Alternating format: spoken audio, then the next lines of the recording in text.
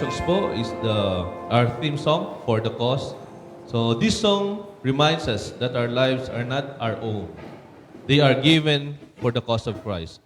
Each verse is a prayer of surrender, urging us to carry His name into every corner of the earth. As we sing, may we be renewed in our calling to live boldly for the gospel, trusting that the Lamb who is slain is worthy of all honor and praise.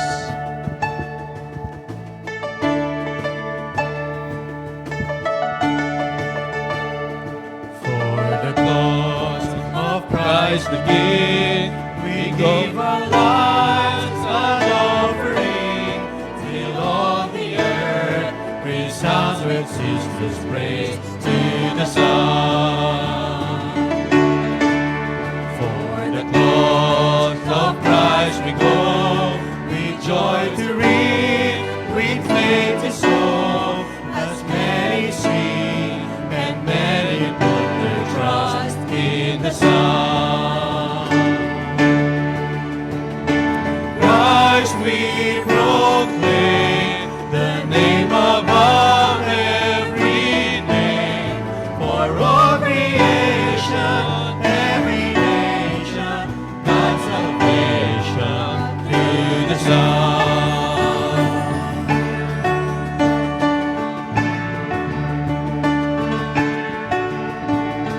For the King once lifted high, to Christ the rage of crucified, endured the cross, as then sin was laid on the Son. To the King who conquered death, to free the poor and the oppressed, for lasting peace, for life and liberty in the Son. Christ we proclaim, the name above every name, for all creation, every nation, God's salvation through the Son. Let it be my life's refrain, to live for Christ, to die is gain, deny myself, take up my cross and follow the Son. Let it be my life's refrain, to live is Christ, to die is gain, deny myself, take up my cross and follow the Son. Christ we proclaim, the name above every name, for all creation, every nation, God's salvation through the Son. Christ we proclaim, the name above every name, for all creation, every nation, God's salvation through the Son. Manatili po tayo nakatayo para sa ating morning prayer. Tayo po'y manalangin. Panginoon Diyos, kami po'y nagpupuri, nagpapasalamat sa iyo sa umagang ito, Panginoon. Salamat, Panginoon, sa iyong kabutihan sa amin, Panginoon. Salamat, Panginoon, sa patuloy na iyong pag-iingat sa amin, Panginoon. Kami ay dinala niyo rito sa iyong tahanang sambahan, Panginoon, upang ikaw ay purihin, pasalamatan, Panginoon, sa lahat ng iyong mga pagpapala sa bawat isa, Panginoon. Salamat, Panginoon, sa umagang ito, Panginoon. Ginising niyo ang bawat isa, Panginoon, upang ikaw ay purihin at sambahin, Panginoon. Kami ay lumalapit sa iyo, Panginoon, at tumihingi kami ng iyong kapatawaran, Panginoon, sa aming mga pagkakasala at pagkukulang sa iyo, Panginoon. Patawad po, Panginoon, sa aming mga kasalanan, Panginoon. Patuloy namin ibinibigay ang aming sarili sa iyo, Panginoon. Upang kami ay patnubayan, gabayan, Panginoon, sa lahat ng aming mga tinatahak dito sa mundong ito, Panginoon. Ikaw po ang patuloy na humatnubay sa bawat isa, Panginoon, na kami ay patuloy na sumunod sa iyo, sa iyong mga inuutos para sa amin, Panginoon. Salamat, Panginoon, sa pag-akay niyo sa amin na nakilala namin kayo at patuloy kami na magpupuri sa iyo, Panginoon. Salamat din, Panginoon, sa iyong mga biyaya na ipinagkaloob sa bawat isa, Panginoon. Salamat, Panginoon, sa mga patuloy na trabaho na ibinigay niyo sa mga kapatiran, mga pang-araw-araw naming gastusin, pang-araw-araw naming mga sa buhay namin, Panginoon. Salamat, Panginoon, dahil ikaw po ang patuloy na nagkakaloob sa bawat isa, Panginoon. Salamat din, Panginoon, sa mga kapatiran na iyong pinagaling, Panginoon. Salamat, Panginoon, sa mga kapatiran namin na nakaramdam ng sakit, Panginoon, na kayo po ang patuloy na umakay at ang patuloy na nagpagaling, Panginoon. Salamat sa pagpuprovide ninyo ng mga pangangailangan ng bawat isa, Panginoon. Salamat sa lahat-lahat, Panginoon, na ikaw po ang nagbibigay ng lahat sa amin, Panginoon. Patuloy namin dinadalangin, Panginoon, ang aming mga sarili, Panginoon. Sa umagang ito, Panginoon, patuloy namin hiling sa iyo, Panginoon, ang inyong gabay at ang inyong patnubay sa amin, Panginoon, upang kami ay mapuspos ng pagpapala ngayong umaga, Panginoon. Patubayan ninyo po si Pastor Mon sa pagwahatid ng inyong mga mensahe, Panginoon. Patuloy niyo siya bigyan ng karunungan at maibahagi sa amin ng taus-puso kaming makaunawa, taus-puso na yun na maintindihan at ma-apply namin sa buhay ng bawat isa, Panginoon. Patuloy niyo kami gabayan, Panginoon. Sa umagang ito, ihanda ninyo ang aming mga puso't isipan, Panginoon. Kayo po ang patuloy na magpadama sa amin, Panginoon, ng mensahe na aming maririnig, Panginoon. Panginoon, patuloy namin dinadalangin ang aming bansa at na kayo lamang po ang patuloy na magbigay ng pagpapala sa aming bansang ito, Panginoon. At ang aming mga kapatiran din, Panginoon, na may karamdaman ay patuloy pa rin po namin silang dinadalangin sa inyo, Panginoon.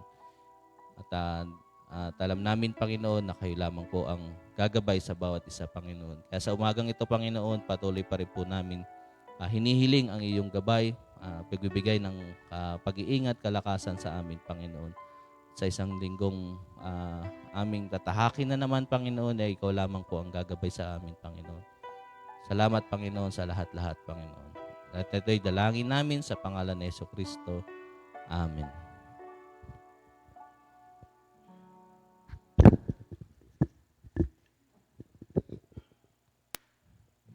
Tawagin ko po si Brother Jared para sa ating scripture reading.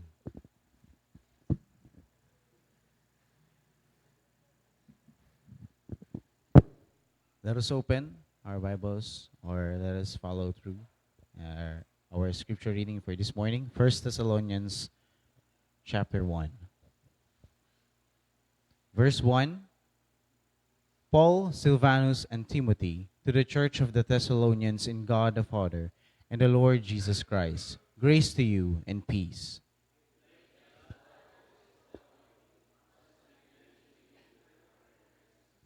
Remembering before our God and Father your work of faith and labor of love and steadfastness of hope in our Lord Jesus Christ.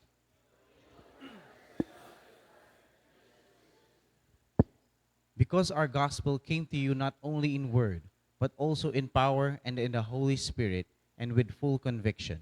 You know what kind of men we proved to be among you for your sake.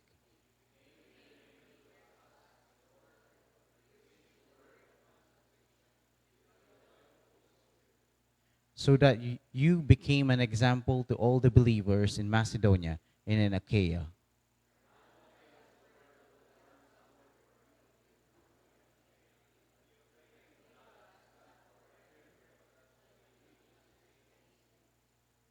For they themselves report concerning us the kind of reception we had among you, and how you turned to God from idols to serve the living and the true God.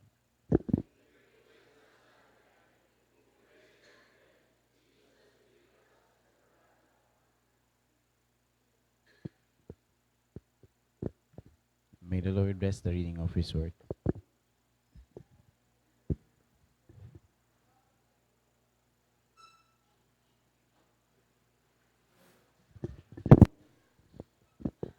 Bago po tayo pakinig ng salita ng Diyos, meron po tayong special number para sa ating choir.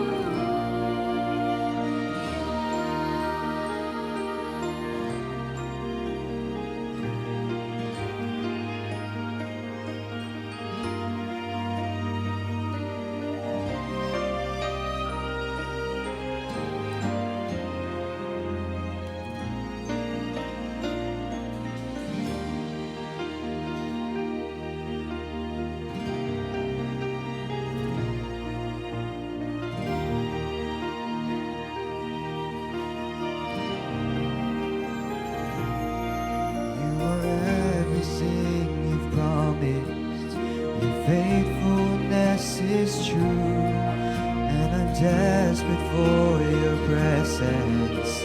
All I need is you.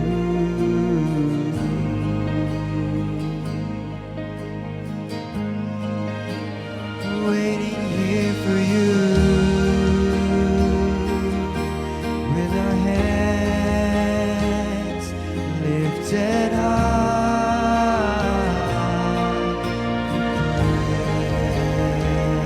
praise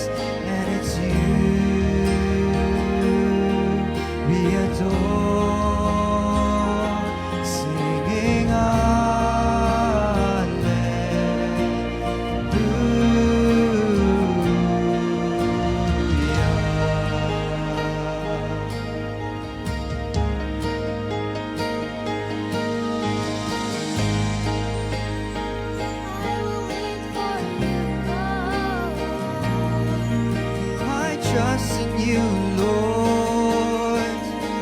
We will sing hallelujah, hallelujah, singing hallelujah,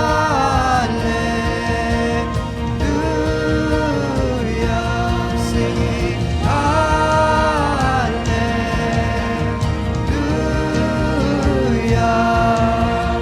hallelujah.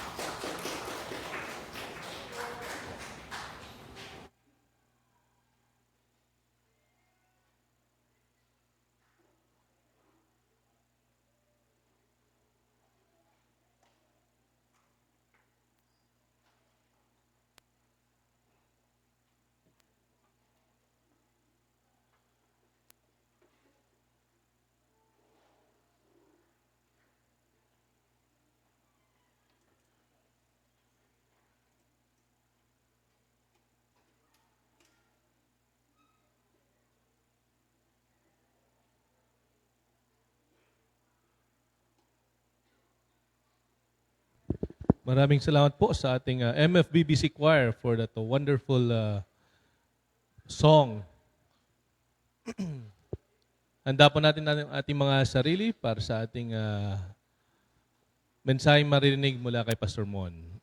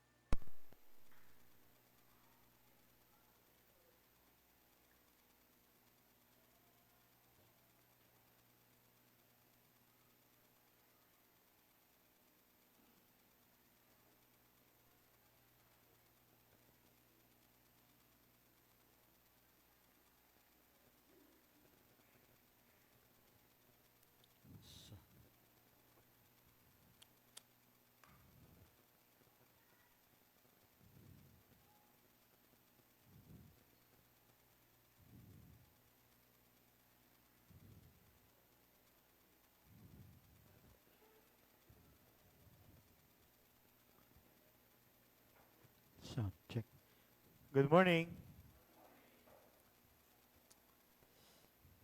Magandang umaga po sa bawat isa. Tayo po lahat ay magsitayo and we will be reading our text po ngayong umaga na ito na makikita po natin sa Hebrews chapter 10 verses 24 and 25. So allow me to read from the New American Standard Bible. Apa. Sige. Okay, so habang wala pa po yung PowerPoint ay you can open your Bible sa Hebrews chapter 10 verses 24 to 25. I'll be reading from the New American Standard Bible. Ito po ang sinasabi ng salita ng Panginoon Diyos. Let us consider how to stimulate one another to love and good deeds, not forsaking our own assembling together, as is the habit of some, but encouraging one another all the more as you see the day drawing near. Tayo po ay sandali manalangin. Panginoon Diyos, kami po ay nagpupuri at nagpapasalamat sa umaga po na ito na inyong ipinagkalob sa amin. Salamat sa another opportunity that we could come, worship you in spirit and in truth, at kami ay makapagbahagi ng inyong salita. Nadalain ko, Panginoon Diyos, ang inyong panguna at paggagabay sa amin. May you give us wisdom and understanding that comes from you, Panginoon. Ito po kami dalangin sa pangalan namin, Panginoong Jesus. Amen. Amen. So, you may be seated.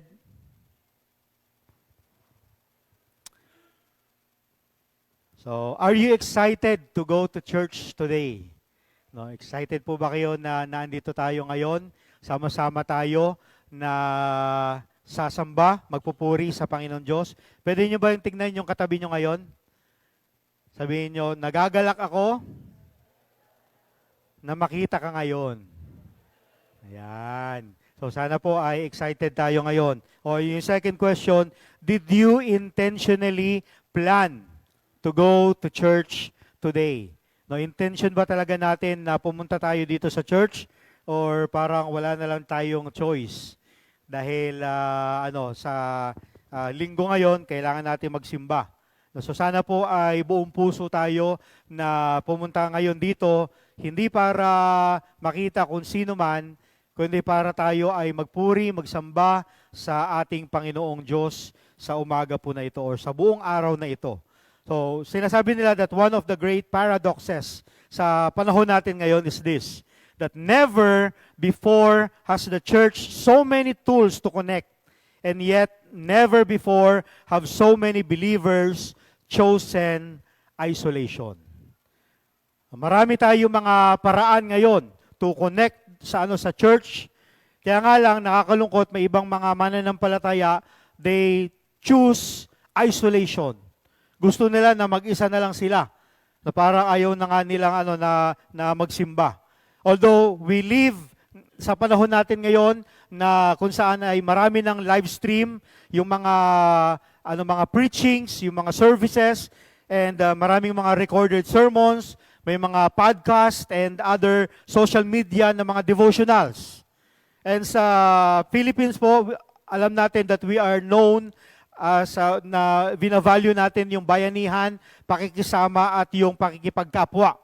That is why we gather dun sa mga special occasions katulad ng birthdays, ng kahit yung mga burol sa patay, and even yung small merienda. Lahat tayo ay nagsasama-sama. Yet ironically, when it comes to church, yung family na dinesign ng ating Panginoong Diyos, may mga mananampalataya who choose to be distant and isolate themselves. Na parang ayaw nilang sumama sa iba. Gusto nila na mag-isa na lang sila. O kahit pumupunta sila ng church, yung sabi sa sa mga Bisaya, pungko, pamati, puli. Nauupo, babati konti, tas uuwi na. Wala nang masyadong interaction with other believers. Kung maalala po natin during the pandemic, we are forced to go online. No, dahil nga po bawal yung face to face, bawal ka lumabas ng bahay, kaya tayo po lahat ay na kulong sa ating mga tahanan. And even yung church ay we have to go online. So for a time, ito ay naging necessary sa atin kasi bawal tayo na lumabas. Kaya nga lang po, yung temporary na accommodation para sa iba has become a permanent habit. Na yung iba ay ayaw nang bumalik sa simbahan, na kontento na sila na naandun lang sila online. No, marami yung nagsasabi na okay na ako online, nanonood naman ako eh. No, may iba na nagsasabi that sa panahon ngayon, church is optional. I can worship God anywhere. Kahit saan ako, pwede ako mag-worship sa Panginoon. O sinasabi nila, kinokot pa nila yung sinabi ni Jesus Christ nung nakita niya yung Samaritan woman. Nung sinabi ng Panginoon Jesus, darating yung pagkakataon that you will not worship God in this mountain or in this mountain, but everywhere. Kaya para ito na yung nagiging excuse ng iba that we can worship God everywhere. But makikita po natin ngayon sa text natin sa Hebrews chapter 10, verse 24 to 25, it confronts it directly. Yung mga hindi na nagsisimba. Yung mga may ganito ng mga idea. No, it was written dun sa mga believers who faced pressure, they faced fear and hardship. Pero makikita natin dito na ang sagot ng Panginoong Diyos dito sa mga nararanasan nila, dito sa mga nararamdaman nila, is not withdrawal, but deeper fellowship. Na kahit na anumang mangyari, anumang maranasan natin sa buhay natin, hindi withdrawal yung sagot, hindi quitting yung sagot, hindi paglayo yung sagot natin sa mga problema natin, but deeper relationship. So I entitled our meditation ngayong umaga po na ito, The Joy of Fellowship. The Joy of Fellowship. So we are in the second to the last lesson dun sa The Way to Joy na fina-follow po natin na book. And this is also second to the last week ng ating taon ngayon, 2026, and even for this month, December. Napakabilis po ng panahon na magtatapos na kagad yung taon natin. So tandaan po natin ito as we study about the joy of fellowship. Fellowship is not optional. So it is God's ordained means for sustaining joy, strengthening faith, and preparing believers for Christ's return.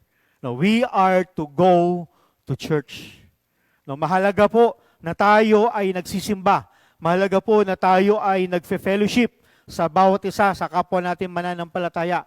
Kasi yung sabi ko dyan, it is God's ordained means so that we can sustain our joy. So para hindi tayo ma-depressed, para ma-strengthen yung pananampalataya natin sa Panginoong Diyos. And it is God's way, God's means for us to prepare for the return of Christ. No, matutulungan tayo nito para sa paghahanda natin sa pagbabalik ng ating Panginoong Hesus. No, pag-aaralan later, ano ba yung bakit ba tayo kailangan bumalik sa church? Bakit ba tayo kailangan magsimba? Why do we need to have fellowship with our fellow believers? But before we discuss itong mga bagay na ito, tignan po muna natin yung background nitong book ng Hebrews. Itong Hebrews were written doon sa mga Jewish Christians na nagprofess sila ng kanilang pananampalataya sa Panginoong Hesus. Yet, doon sa time nila, they face social rejection. Na yung kanilang economy ay pababa rin ng pababa, pahirap ng pahirap. And they were experiencing persecution and imprisonment. No, maraming mga mananampalataya noon ay kinukulong. And many were tempted na bumalik na lang dun sa sa Judaism. Yung sa sinusulong na religion ng mga priest at that time. They want to withdraw quietly from Christian assemblies at mag-practice ng private and hidden faith. Dahil dun sa mga nararanasan nila. Kasi yung panahon po na yon, hindi pa legal religion, yung Christianity.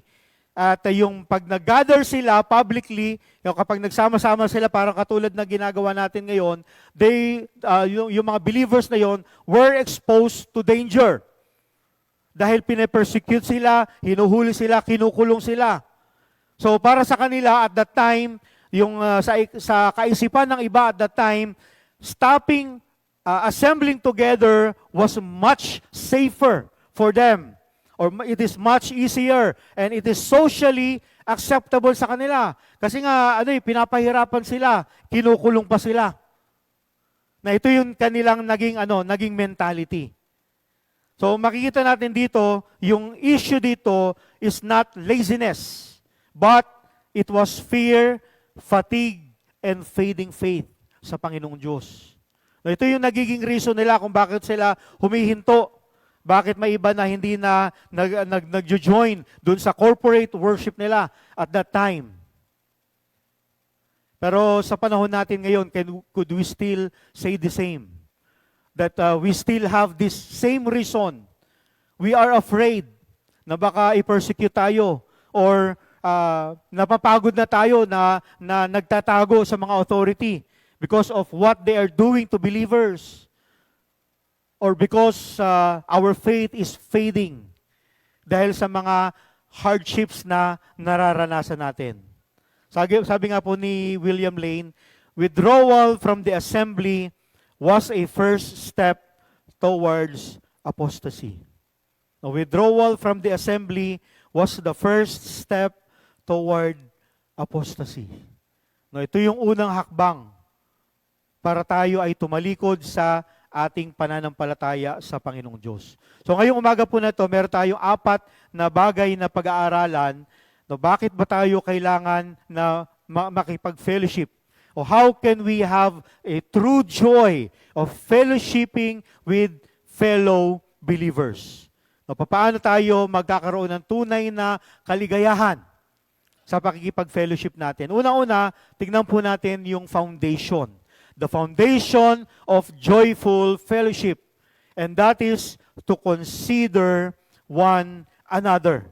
Yung sinabi dito sa verse 24, let us consider one another. Kung titingnan po natin yung word na bayanihan, at yung panahon ng mga magulang namin, yung mga siguro 1950s, 1960s, yung uso pa yung bahay kubo. Diba? Anong ginagawa kapag itatransfer nila yung bahay kubo mula sa isang lugar papunta sa isang lugar? Ano yung gagawin nila? Magsasama-sama yung magkakapit bahay, magkakabarangay. Kukuha sila ng mga kawayan, itutusok dun sa pundasyon ng mga tahanan noon. Kasi dati noon yung mga bahay kubo hindi naman nakabaon yun sa lupa, nakapatong lang yun. So para malipat na yon, kukuha sila ng mga kawayan at ilalagay nila, bubuhatin nila yon, ilalagay nila sa kanilang mga balikat. At hindi mo mabubuhat yung bahay kubo na mag-isa ka lang. Sobrang bigat nun. Kailangan mo ng maraming kasama. Kailangan mo yung mga kapitbahay mo, kailangan mo yung mga kabarangay mo. So, in the same way, yung buhay natin bilang mga mananampalataya, we're never meant to be carried alone. Hindi tayo pwedeng lumago, hindi tayo lalago bilang isang Kristiyano na tayo ay mag-isa lamang. Kasi nga po, di ba may kasabihan tayo, sakit ng kalingkingan ay sakit ng buong katawan. Dapat ganun sa church. Kapag merong isang miyembro na nahihirapan, nag-struggle, dapat tayo ay concerned doon sa kapatiran na yon. So when one member weakens, the entire body feels it. Yung word po dito na consider, it means to observe carefully, to think deeply, to pay close attention. Pag sinabi natin, consider one another, you are paying attention to your fellow believers. Inaalam mo talaga, kinakamusta mo talaga siya. Ito po ay intentional na gagawin ng isang mananampalataya at hindi po ito casual lamang. Kumbaga sinasabi dito ng author ng Hebrew, do not merely attend church, pay attention to people. Pay attention to your fellow believer. Ang tanong, ginagawa po ba natin ito? Are we concerned with our fellow believer? Para makita natin yung foundation ng fellowship, kailangan natin itong mga bagay na ito. Una-una, compassion that notices. Compassion that notices. We need compassion para sa ibang mga mananampalataya. Tandaan natin that fellowship begins with awareness. Fellowship begins with awareness. Marami po sa mga mananampalataya ngayon, they attend church weekly, yet they remain unseen and unheard. May kapatiran po ba tayo dito na parang hindi natin naramdaman na naandito pala siya? Uy, nandiyan pala si kapatid. Bakit biglang nawala? Uy, nandiyan pala si umattend ka pala last Sunday. It is either hindi natin intentionally na binati yung tao na yon, or yung tao na yon, or ikaw mismo ay umalis ka kaagad. Na gusto mo mag-isa ka lang, or we do not care enough for other believers. Yung phrase po dito na one another, it emphasizes mutual care, shared responsibility, and corporate concern. Pwede na pong gumalaw yung PowerPoint. Yan. So, it means mutual care, shared responsibility, and corporate concern. Na hindi lang ito basta kung ano yung gagawin natin, pagbati natin na casual lang, na meron talaga tayong concern sa kapwa natin mananampalataya. Kasi nga po, yung Christianity is not merely me and God. Hindi lang po yun ako at yung Diyos. Tapos na. Wala na. But we in Christ. Tayong lahat kay Kristo. Kaya yung sinabi dito nung author ng Hebrews, let us consider one another. Let us pay attention to each other. Kamustahin talaga natin yan, yung ating kapwa mananampalataya. Do we notice yung kapwa natin mananampalataya when they stop attending churches? When someone looks burdened? When someone grows silent? Are we really concerned sa kapwa natin mananampalataya? Hindi lamang po compassion that notices, but also challenge that strengthens. Challenge that strengthens. True fellowship includes loving confrontation. True fellowship includes loving confrontation. Ano po yung sabi sa Proverbs 27 verse 17? Iron sharpens iron. Kung titingnan natin, paano pinapatalas ng isang bakal yung kapwa niya bakal. No, kapag naghahasa tayo, 'di ba? Yung kapag may panghasa tayo na bakal, paano tumatalas yung isang kutsilyo na ang gamit mo lang ay bakal? Ang sagot doon is friction. No, dahil doon sa friction, although hindi maganda 'yon, kasi minsan nag-i-spark yung kapag sobrang mo na, sobrang tagal mo nang ginagawa yung kapag nag-init na. And kung i-apply natin yon, kapag may friction ka sa kapwa mo na mananampalataya, minsan problema yon. Kasi hindi kayo magkasundo, mayroong friction sa inyo. Pero yung sinasabi dito ng Bible, iron sharpens iron. Na kahit na merong ganitong mga friction, hindi dapat ito magkukos ng division. Kaya nga yung sabi ko dyan, it includes loving confrontation. Kailangan natin paminsan-minsan yung constructive criticism. No, constructive criticism. Ang goal nito is para hindi para pagchismisan no, yung ibang mga tao, kundi para sila ay ma-encourage, ma-edify, ma-strengthen, maitama kung ano man yung mali na kanilang mga ginagawa.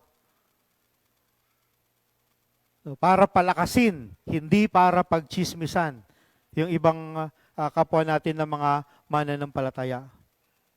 So sa Filipino culture natin, we sometimes try to avoid confrontation para lang sa pakikisama. But biblical fellowship values spiritual growth over surface peace. No, mahalaga yun minsan that we are correcting yung ibang mga kapwa natin mananampalataya, pero gagawin natin ito out of love. Hindi lang just for correction. No, we need to have constructive criticism. So hindi lamang po challenge that strengthens, but also celebration that multiplies joy. Celebration that multiplies joy. So sa atin po mga Pinoy, no, joy is communal. No, when one succeeds, everyone celebrates. Diba, makikita natin dun, especially yung Southeast Asian Games. No, yun nakikita natin ng mga video. Nung nag-champion yung Philippines sa basketball, talagang sigawan yung mga Pinoy. No, kahit naman hindi nila kaano-ano yung mga manlalaro na yon, they were celebrating. No, dahil pareho sila ng nationality, pare-pareho ng nationality. Pag nanalo si Pacquiao, no, tuwang-tuwa tayong lahat. Kasi para tayo na rin yung lumaban doon. No, because joy is communal. And yung biblical fellowship, it also values tayo bilang mga mananampalataya. Ganito din dapat tayo. When someone is celebrating, when someone is rejoicing and giving praise to God, we should also celebrate with them. Kaso may mga pagkakataon na kapag may nagte-testimony, ay, ang haba na naman siguro niyan. Ano na naman kaya yung mga sasabihin niyan? No, instead that tayo din ay nagpapasalamat because that person is giving thanks to God, minsan kung ano-ano pa yung sinasabi natin. No, ano-ano pa yung lumalabas sa mga bibig natin. Ang sabi sa Romans 12:15, rejoice with those who rejoice and weep with those who weep. Magalak tayo kapag may mga tao na nagagalak, na nagse-celebrate. At makiramay tayo kapag may mga tao na nalulungkot. Dumadaan sa kalungkutan. We try to empathize with other believers. Hindi lang basta sympathize. No, pag sinabi nating empathize, yun talagang nakukuha mo rin yung emotion niya.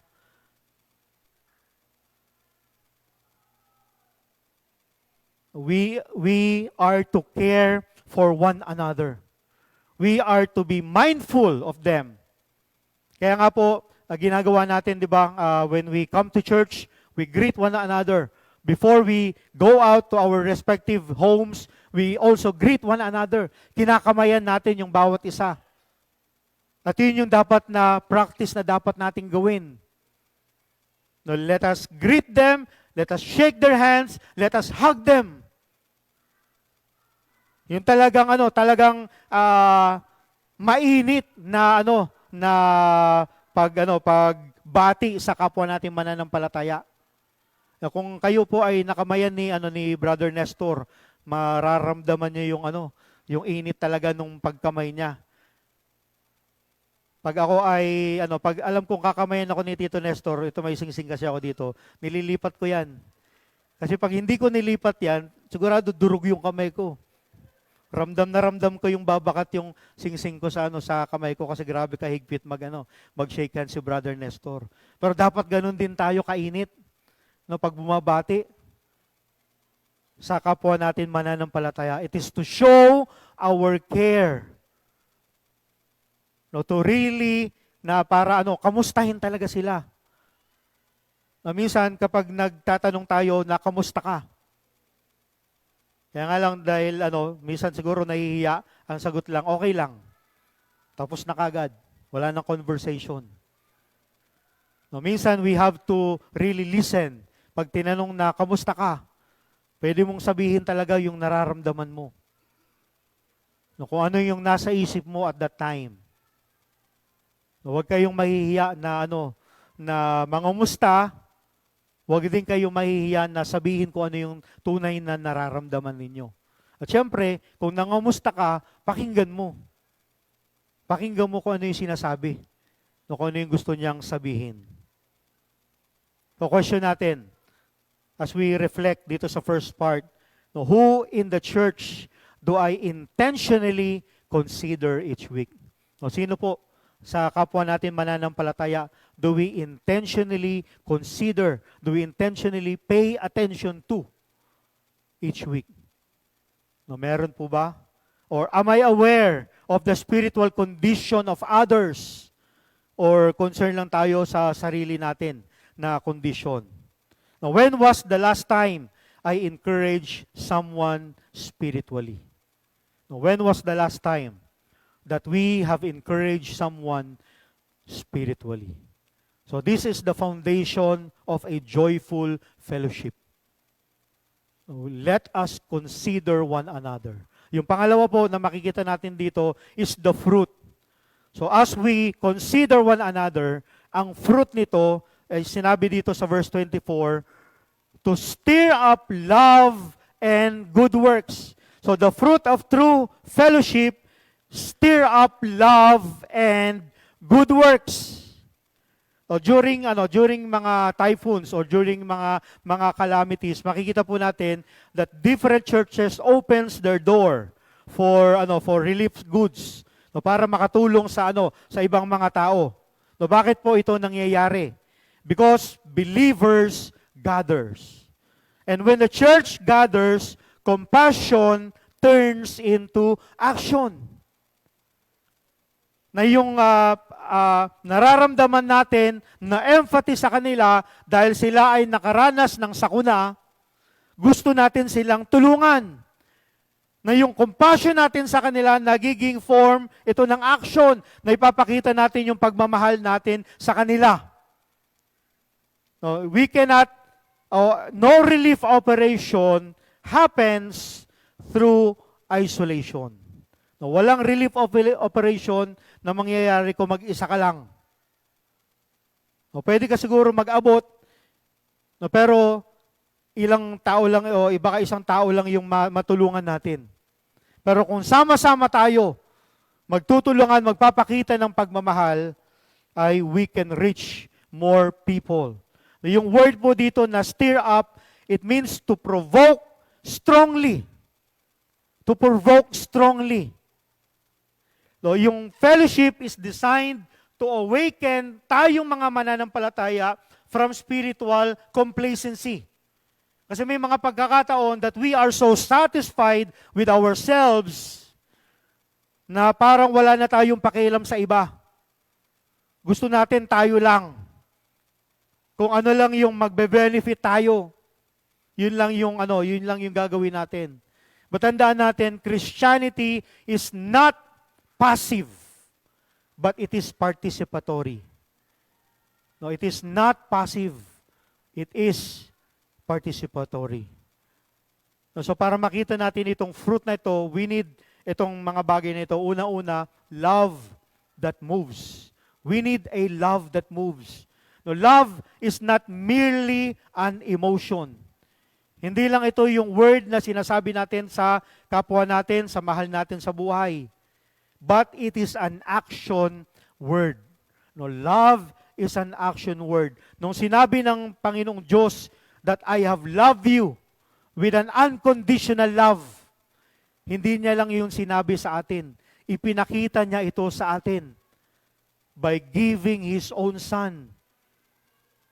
No, para sa atin.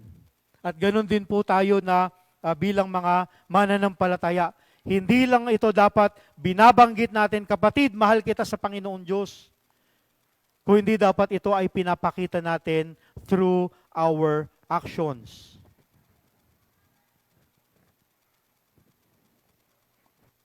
Ano sabi po sa Galatians chapter 6 verse 2? Bear one another's burden. Bear one another's burden. So how can we bear yung burden na iba if we do not want to interact with them, to mingle with them, para kamustahin sila? Pero ito yung sinasabi ng salita ng Panginoong Diyos. We must bear one another's burden and not turn our back and be cold-hearted. O hindi tayo dapat apathetic sa ibang mga mananampalataya. Hindi tayo dapat nonchalant. Ito ay utos sa atin ng Panginoong Diyos. Nakalagay ito sa salita ng Panginoon for us to obey.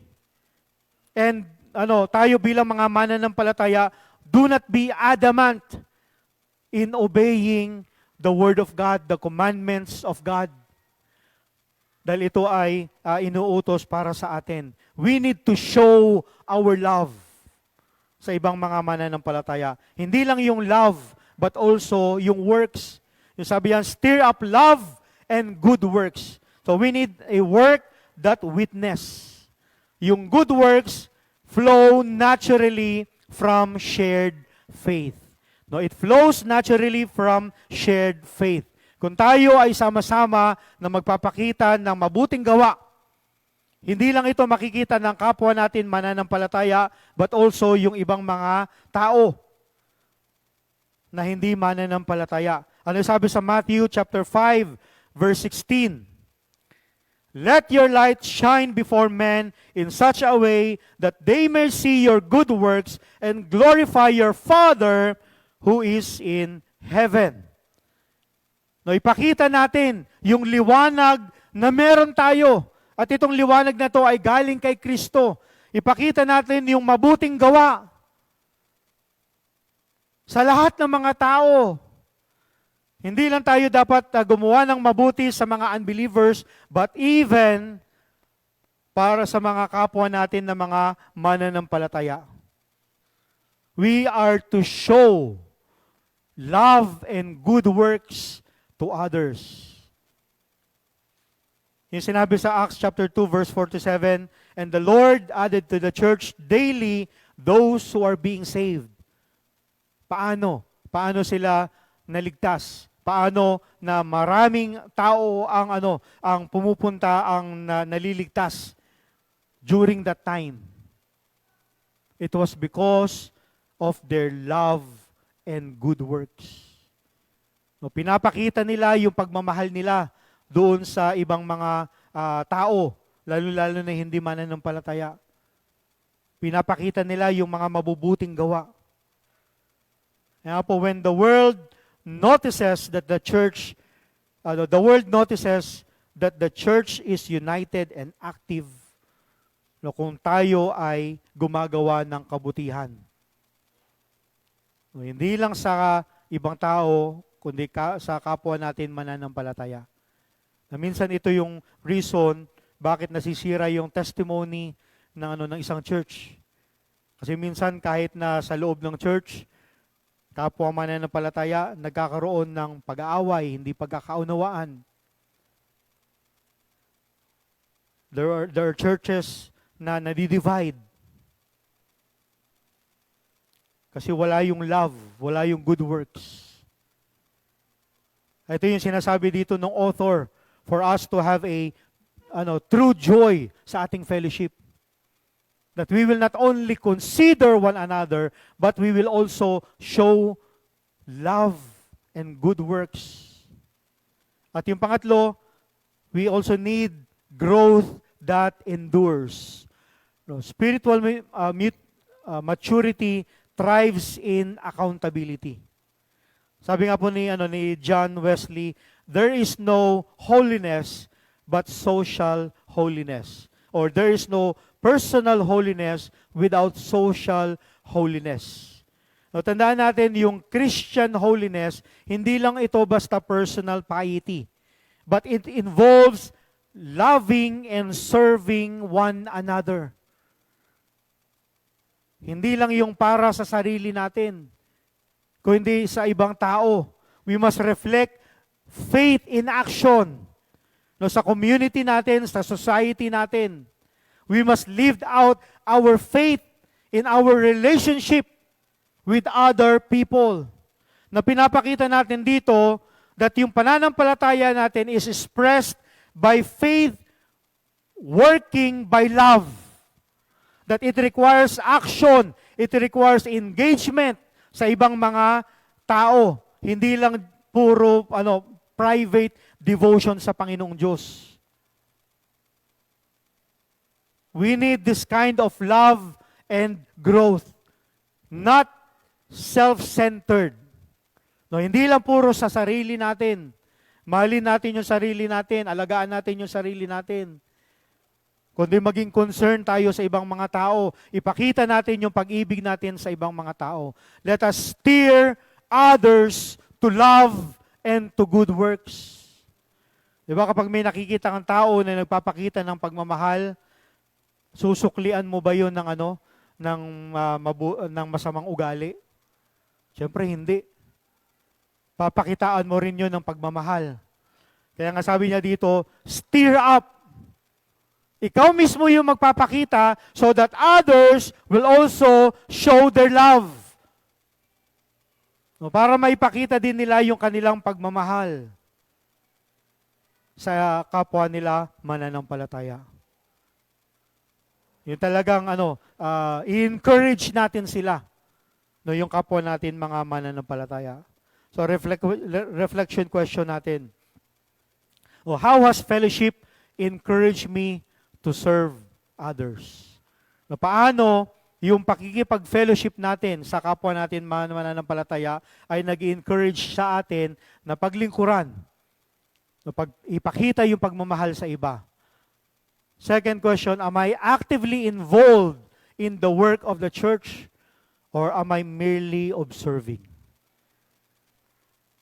Naglilingkod ba tayo sa Panginoong Diyos sa mga ministries ng church dito sa MFBBC? Are we a part of the ministry of the church or are we just attending? And then pangatlo, do others grow spiritually because of my presence in the church? Matinding question to. Yung ibang tao ba ay lumalago sa kanilang pananampalataya because of my presence? Natutuwa ba sila pag nakikita nila ako? O baka kapag kamayan iniiwasan ka? Parang ayaw ka makita. No, do others grow spiritually because of my presence in the church? Evaluate natin yung ating mga sarili. Nakikita ba ng iba yung fruit ng fellowship sa atin? Sana po, nakikita nila ito. And then, yung pangatlo, na katotohanan, the practice of persistent fellowship. The practice of persistent fellowship. Assemble together. No, assemble together. Yung sa verse 25, sinabi dito, not forsaking the assembling of ourselves together as the habit of some.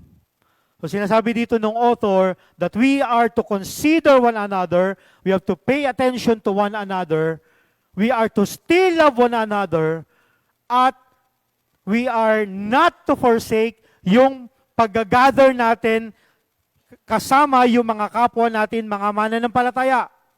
No, imagine natin sa isang family gathering na merong isang member ng family who always send excuses. Ay, hindi ako makakapunta kasi busy ako, kasi may prior schedule ako. And that person never shows up.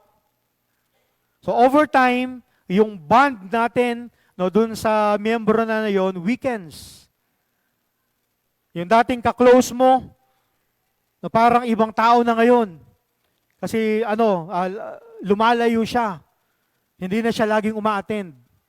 No, tandaan natin that presence matters. The same way sa church fellowship. Church fellowship requires physical presence, not just virtual participation. No, kailangan nito ng presensya ng bawat isa.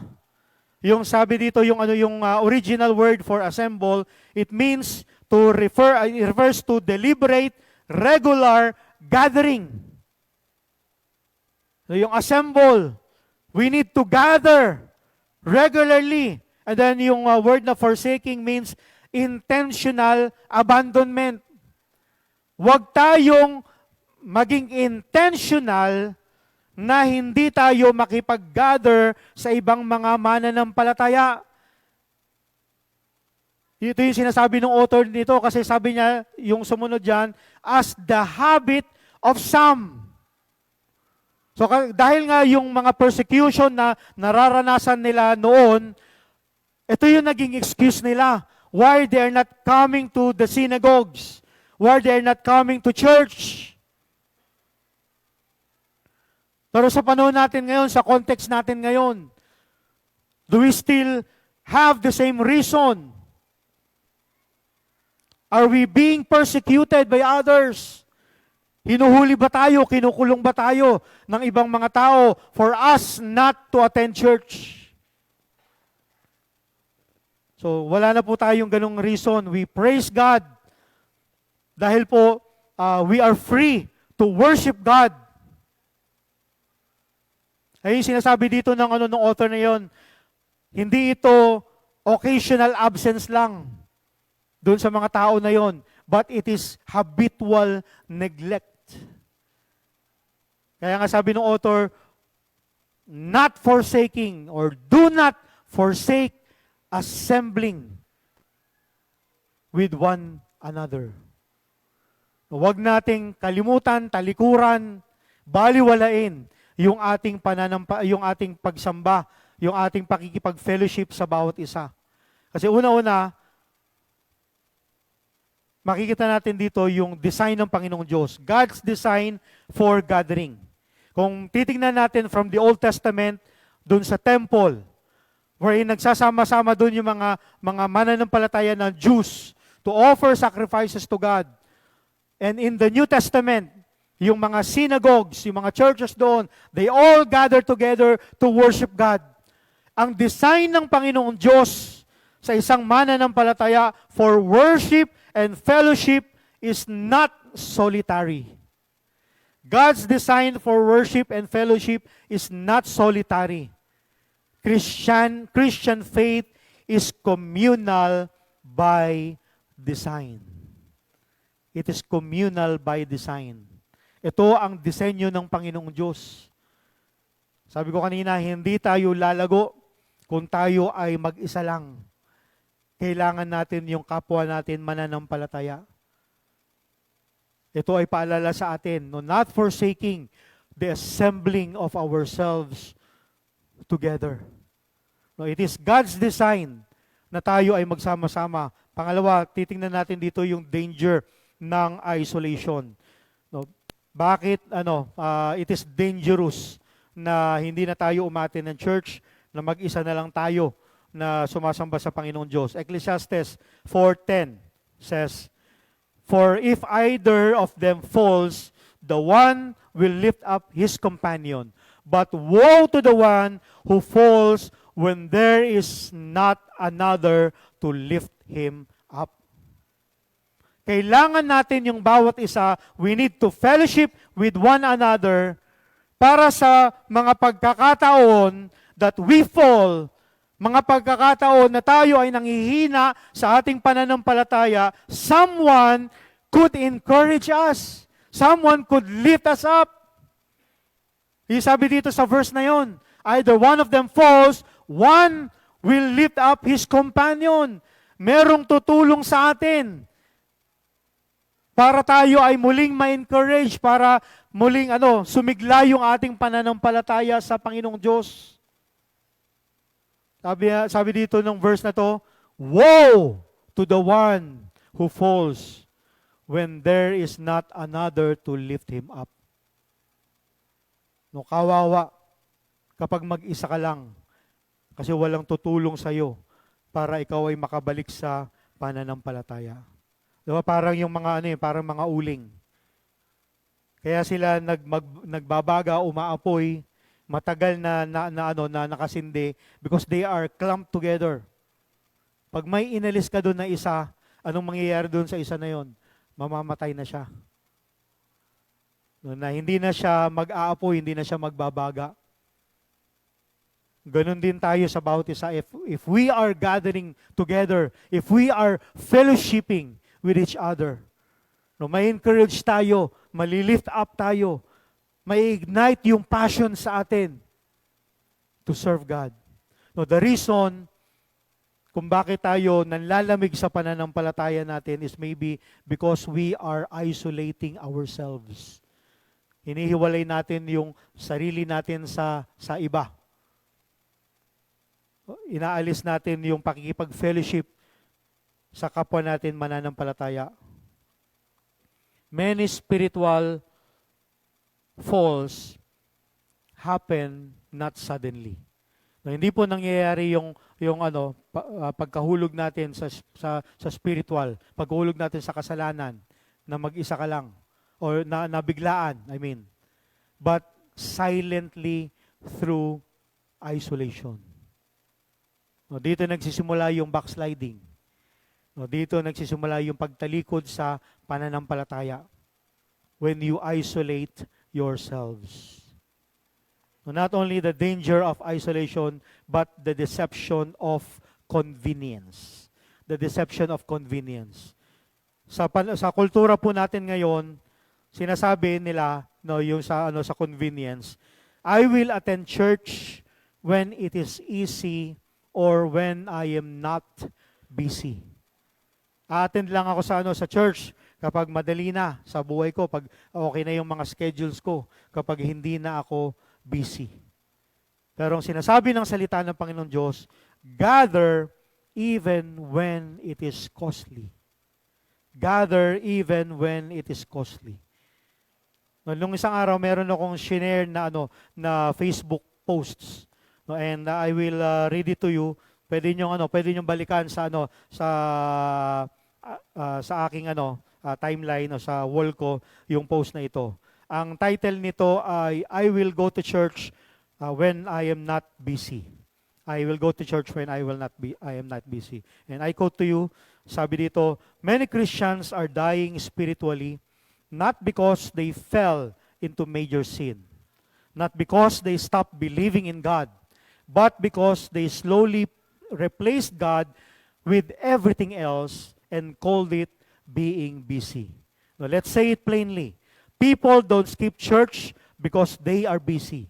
They skip church because something else become more important.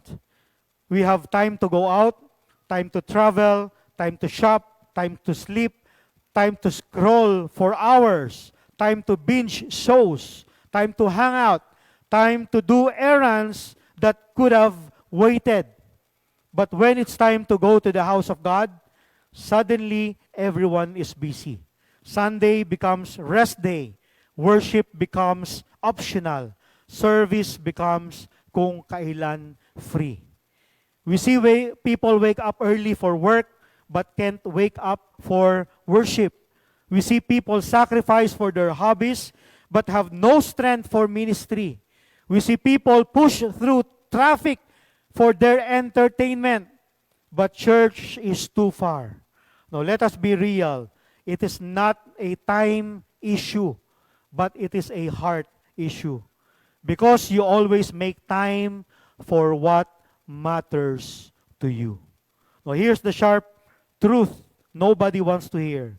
Many Christians have already left church, even if they're still attending occasionally. Their hearts are gone. Their priorities have shifted. Their passions died. No, their passions died. Now, we have many reasons. O minsan, nagsasabi tayo na napakaraming rason for us not to go to church. Pero ang katotohanan, hindi yun yung mga rason na sinasabi natin. Minsan ang katotohanan ay yung puso natin. And because of yung deliberate na hindi natin pagsisimba, hindi natin pag-join sa worship, nawala yung passion sa atin. Nawala yung pag-ibig natin. Hindi sa Panginoong Diyos, kung hindi sa kapwa natin mananampalataya. Reflection question natin. Has church attendance become optional in my life? Optional na lang ba ito sa atin? Kung kailan tayo hindi busy, kung kailan feel natin na magsimba, doon na lang ba tayo magsisimba? What reason do I commonly give for not gathering? Ano yung mga reasons natin? Bakit tayo hindi nag-church? And pangatlo, do my priorities reflect eternal values or temporary comfort? Saan ba yung mga priorities natin? Doon sa mga temporary comfort or doon sa eternal value sa Panginoong Diyos? At yung pang-apat, fellowship with eternal urgency. Fellowship with eternal urgency. And that is to exhort one another. We are to consider one another. We are to still love with one another. At we are to hindi tayo hihinto sa pag-gather. And also we are to exhort one another. Sabihan, as you see the day approaching. O kapag tayo po ay nakakaranas ng bagyo, may sinabi yung Pag-asa na may parating na bagyo, ano yung ginagawa natin? We try to prepare. So, kapag alam natin na direktang tatama sa atin dito sa NCR, tinataas na natin yung mga gamit natin, lalo na yung mga areas na binabaha, bumibili tayo ng mga supplies para kahit mawala ng kuryente, hindi tayo makalabas, ay meron tayo mga supply. And we try to warn others, mag-prepare na rin kayo, maghanda na rin kayo. No, ito yung ginagawa natin. We prepare because danger is coming. At dito sa Hebrews, yung sinasabi ng author dito, sinasabi niya that the church must do the same. Dahil malapit nang dumating ang Panginoong Hesus, we are to prepare. Yung word dito na ginamit na exhort, it means to encourage, to warn, or to strengthen. Na tayong mga mananampalataya, we are to become instruments of God's grace para sa kapwa natin mananampalataya. Tayo dapat ay nag-i-encourage, tayo dapat ay nagwa-warn sa kanila, tayo dapat ay nag-i-strengthen sa kapwa natin mananampalataya. Now, we participate in the Spirit's ministry when we encourage one another. Tayo dapat ay tumutulong na mapalakas yung pananampalataya ng kapwa natin believers. Hindi tayo dapat nagiging source ng katitisuran. No, tayo dapat yung nag-encourage sa kanila. No, we need, unang-una, encouragement that sustains. We need encouragement that sustains. Words spoken in fellowship carries a spiritual weight. No, words spoken in fellowship carries spiritual weight. Kung ano yung sasabihin natin sa kapwa natin mananampalataya, no, makakatulong ito sa kanyang pananampalataya. Ano yung sabi sa Hebrews 3:13? But encourage one another day after day, as long as it is called day, so that none of you will be hardened by the deceitfulness of sin. Ito dapat yung ginagawa natin sa kapwa natin mananampalataya. We are to encourage one another. So yung sinabi dito, hindi ito occasional lang. Day after day, as long as it is called today. Ito dapat yung ginagawa natin, nag-encourage tayo dapat ng mga mananampalataya. Kasi may warning dyan. To prevent hardened hearts because of sin. No, para hindi tumigas yung puso natin, hindi magkakalyo yung puso natin dahil sa kasalanan. We are to encourage one another. No, ito yung kailangan natin para mo sustain yung yung kapwa natin mananampalataya. I-encourage natin sila, kapatid. Wala ka last week. Join ka this Sunday. Sana makasama ka namin. No, we need to encourage them. Pangalawa, urgency that increases. No, urgency that increases. We need to encourage one another with urgency. Kasi nga po, the closer we are to Christ's return, the more essential fellowship becomes. Mas kailangan natin yung pakikipagtalamitam, no, sa Tagalog, pakikipagtalamitam, pakikipag-fellowship sa kapwa natin mananampalataya habang nalalapit na yung pagdating ng ating Panginoong Hesus. Hindi natin ito dapat binabawasan. Dapat mas dinadagdagan pa natin. No, fellowship is not less important as time goes on, but it becomes more important. Mas mahalaga sa atin dapat yung ating pakikipag-fellowship. 'Di ba kapag sa mga manliligaw, 'di ba, kapag may gusto kang ligawan, ang gusto mo lagi mo siyang makasama. No, lagi mo siyang makausap. No?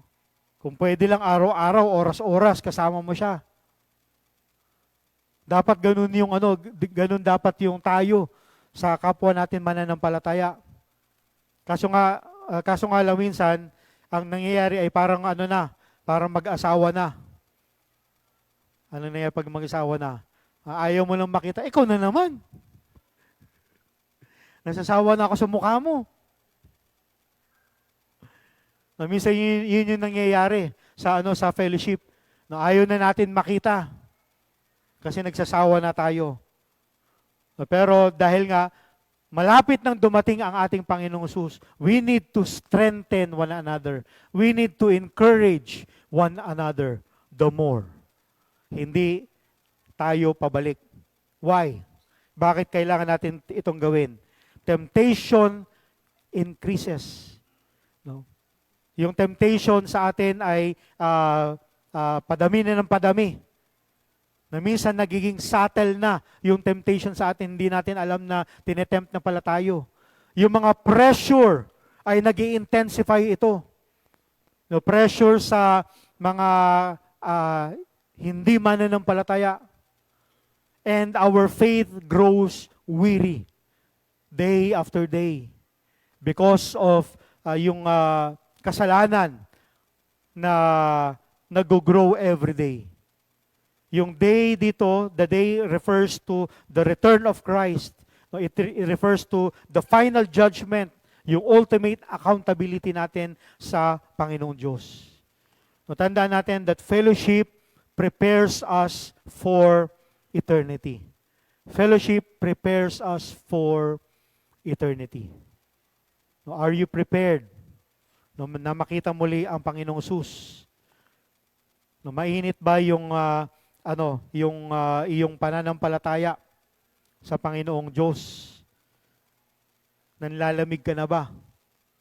No, maybe ang isang reason dito is you are isolating yourselves sa kapwa natin mananampalataya. No, pagkatapos ng church, minsan umaalis ka na kagad. Minsan hindi pa nga tapos yung church, umaalis na kagad. So sana po hindi tayo ganun. Dapat maging mainit yung ating pagbati sa bawat isa. So mamaya, no, when we close, no, pag tayo ay magkakamayan, kamayan niyo yung bawat isa. No, higpitan niyo yung pag-shake hands. Hug them. No, pwede rin magbeso-beso, hindi masama 'yon. No, sabi nga ni Apostle Paul, 'di ba? Greet everyone with a holy kiss. Walang mali siya doon. Hindi dapat maging mali siya yun. Huwag lang lalaki sa lalaki. Baka mamaya biglang may mag-kiss yan. No, kamustahin talaga natin yung kapwa natin mananampalataya. So sana po ay ito yung maging kultura natin dito sa MFBBC. Na pagdating natin dito, batiin natin yung bawat isa. At bago tayo umalis dito, batiin natin yung bawat isa. And all throughout the week, kamustahin natin yung kapwa natin mananampalataya. Dapat maging aware tayo sino yung hindi natin kasama ngayon. O ngayon, tignan nyo yung mga katabi nyo. Usually naman, parang may seating arrangement tayo eh. Kung saan ka nakaupo, doon ka na nakaupo talaga eh. So tignan mo ngayon, sino yung wala nakatabi mo dati. Kamustahin mo yung kapatiran na yun na wala ngayon. O kapatid, na-miss ka namin. Bakit wala ka ngayon? Sana sa susunod na linggo ay kasama ka namin. O, gawin po natin yon. So for final question natin as we close. No, is church attendance a priority or a preference sa buhay natin? No, am I contributing to the joy, strength, and unity sa church? No, if everyone attend the church the way that I do, what kind of church would it be? No, kung yung ibang tao ay uma-attend katulad ng pag-attend ko, anong klaseng church kaya meron tayo ngayon? And pang-apat, what specific step will I take this week to strengthen fellowship? Ano yung pwede nating magawa para mas mapaiting natin, mapalakas natin yung fellowship natin sa bawat isa? No, final challenge sa atin, let us not settle. Do not settle for isolated faith. Because God designed the church as the place where joy is shared, burdens are lifted, and believers endured together hanggang sa pagdating ng ating Panginoong Hesus. No, fellowship is not optional.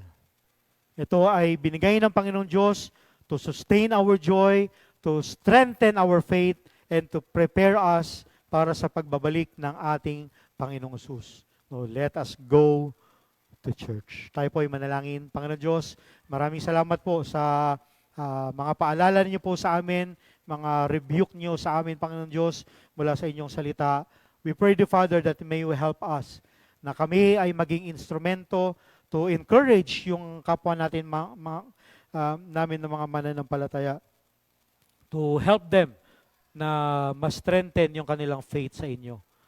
Help us to apply itong mga katotohanan na ito sa aming mga buhay sa araw-araw. In Jesus' name we pray. Amen. Amen. God bless po.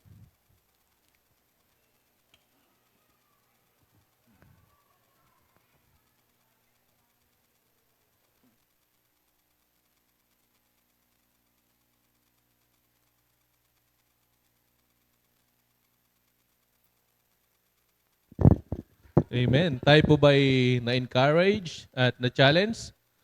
Pwede ko pong marinig ang amen natin? Amen, amen. Alright, para po sa ating susunod na dadako po tayo sa response song. So, may I request everybody po to please stand. Awitin po natin ang Bind Us Together.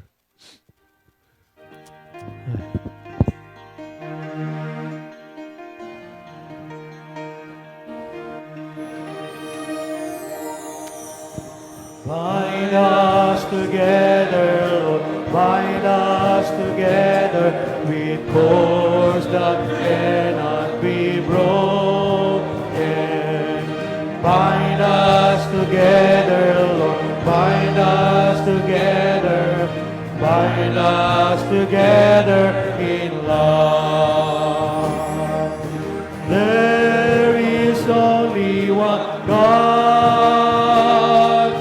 There is only one King. There is only one body. That is what we sing. Bind us together, Lord, bind us together with cords that cannot be broken. Bind us together, Lord, bind us together, bind us together in love. There is only one God. There is only one King. There is only one body. That is why we sing. Makakapo na po tayo. And para po sa ating tithes and offering, may I request po, Banyas family.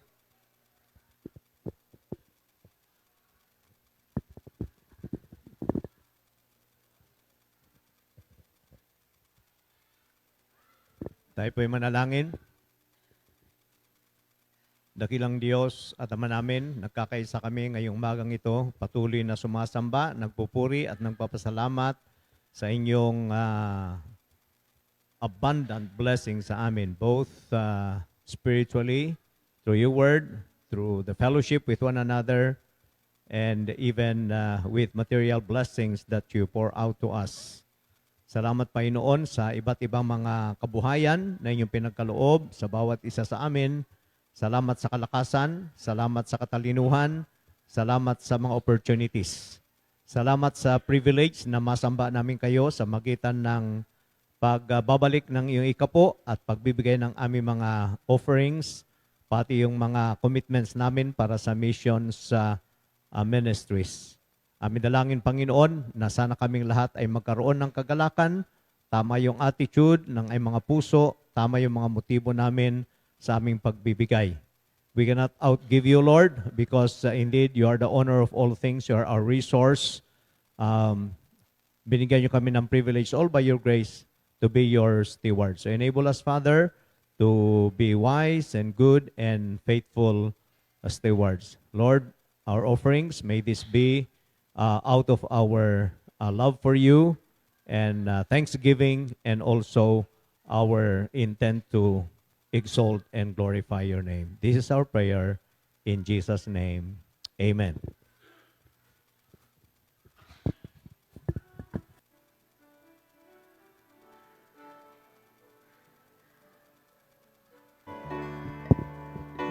Para po sa mga kapatiran na nasa online, naka-flash po ang Metrobank account ng MFBBC, and sa mga gustong bigay ng kanilang tithes and offering through GCash, nasa screen po natin.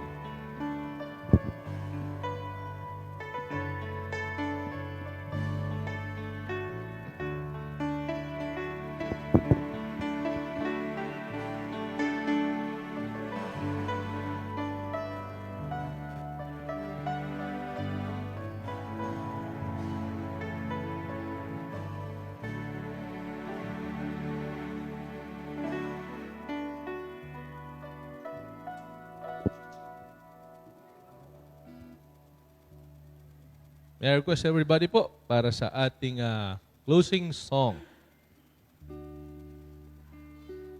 The first Noel.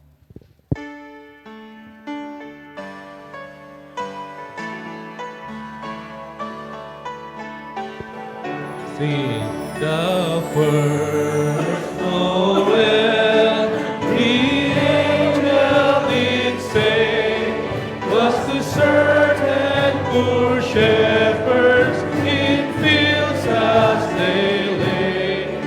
In fields were they keeping their sheep on a cold winter's night that was so deep.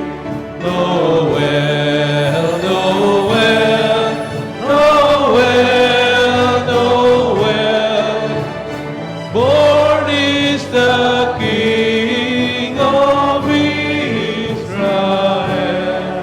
They look up and saw a star shining in the east beyond them far, and to the earth it gave great light, and so it continued both day and night. Noel, Noel, Noel, Noel, born is the King of Israel.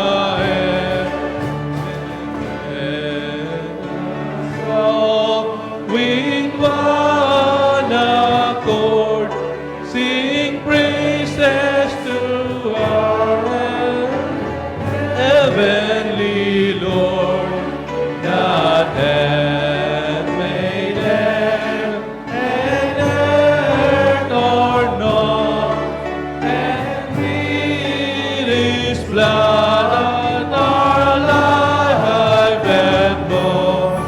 Noel, Noel, Noel, Noel, born is the King of Israel. Tayo po yung makakaupo na. May request po si Pastor Wally sa isang special announcement. Thank you, Brother Wally, for leading us sa isang masiglang pananampahan natin ngayong umagang ito.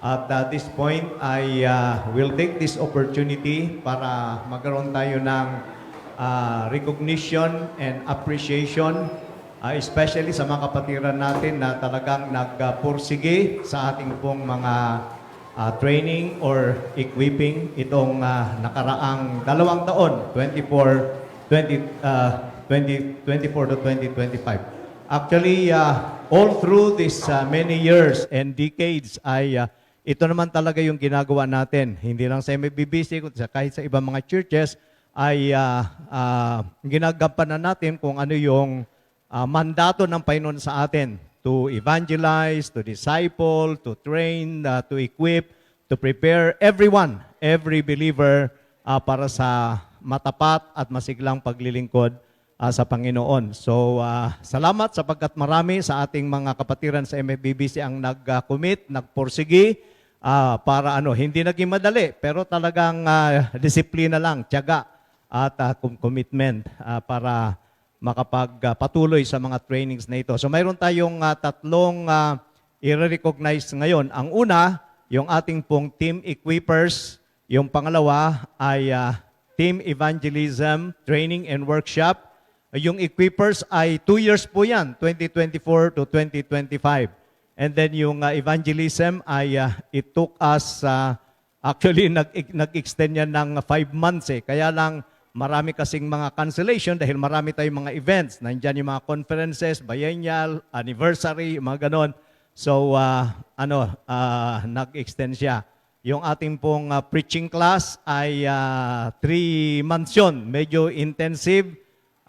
Hindi lang 2 oras, kuminsan nakakatatlo pa oras per session. But we thank the Lord, we praise and thank the Lord for His sustaining grace sa bawat isa atin. So we want to take this opportunity to recognize and give certificates sa ating pong mga nagpatuloy, nagpursige sa mga training na ito. Hindi po natin na mabibigyan ng lahat. Ang binigyan lang natin talaga ay yung nagpatuloy hanggang sa kahuli-hulihan, hanggang wakas ay nakikita natin. Let's say for example sa Team Equippers, ay marami po tayong maraming nagsimula po diyan, 30 plus, more than 30 yung nagsimula. Pero ang bibigyan po natin ng certificate ay 22. So mayroon masipag po yung taga-check natin ng attendance, at kung maalaala ninyo, in-encourage natin especially sa mga leaders, mga officers ay kasama yung mga wives, pero for some reason hindi na pagpatuloy yung iba. Maalala ninyo, every time na may session tayo, mayroon tayong picture taking, at ni-remind ko, ang picture na yan ay attendance picture yan. Mas marami pa yatang attendance ng iba mga O-Kids kaysa yung iba. But praise God, sa mga YMCA and LYPD ay mayroon na nakapagpatuloy, nagtapos 7. Tapos sa ating pong able men at saka women, yan yung 1G natin. 1G, 2G yung yung people Yung 1G natin ay mayroon 15. So 15 plus 7 ay 22. Doon sa ating pong evangelism, again 30 plus din ang doon, ang nagsimula doon. But again, for some reasons ay hindi nakapagpatuloy yung iba. So we will recognize 25. Praise God for 25. Sa ating preaching class ay 24 po yung nag-enroll doon, nag-commit doon. Pero ang nagpatuloy po, nagsikap ay 23. So purihin ng Panginoon sa mga individuals na ito. So again, bigyan natin yung certificate. Tatawagin ko dito si Ray to assist, and also Pastor Mon to please come over. And then isa-isahin natin tawagin. Saan ba si Rain, official photographer natin? Kuha ka rin, baka may